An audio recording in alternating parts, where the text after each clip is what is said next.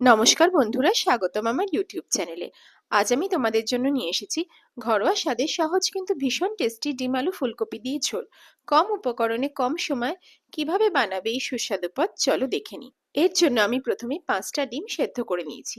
এবার প্যানের মধ্যে 2 থেকে 3 চামচ তেল দিয়ে 3টে আলুকে আমি 1/2 কাট করে নিয়ে নুন এবং হলুদ দিয়ে 7 থেকে 10 মিনিটের জন্য লো টু মিডিয়াম ফ্লেমে আমি লাল করে ভেজে নিয়েছি।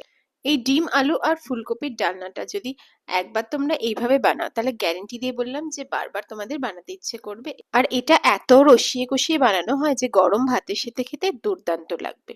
তো এবার আমরা ঢাকনাটা চাপা দিয়ে 10 থেকে 15 মিনিটের জন্য কম আঁচ করে করে আলুটা আমি লাল লাল করে ভেজে নিয়েছি।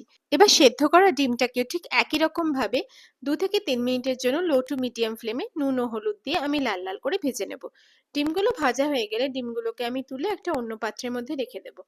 তারপর প্যানের মধ্যে তেল দিয়ে আমি কয়েকটা কেটে রাখা ফুলকপিগুলো এর মধ্যে দিয়ে দেবো। একটু বড় বড় পিস করেই কেটেছি ফুলকপিগুলো।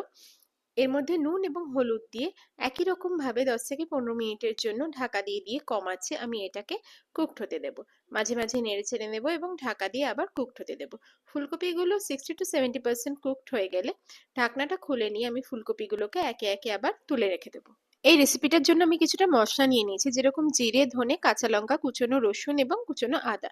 তেলের মধ্যে জিরে ফোড়ন দিয়ে এবং সামান্য 2টো দারচিনি দিয়ে তার মধ্যে কুচনো পেঁয়াজ আমি দিয়ে দিয়েছি এবং 10 থেকে 15 মিনিটের জন্য লো টু মিডিয়াম ফ্লেমে ঢাকনা দিয়ে দিয়ে আমি মাঝে মাঝে নেড়ে ছেড়ে এটাকে ভেজে নিয়েছি। ততক্ষণ ভাজতে হবে যতক্ষণ না এর মধ্যে থেকে কাঁচা গন্ধটা দূর হয়ে যাচ্ছে।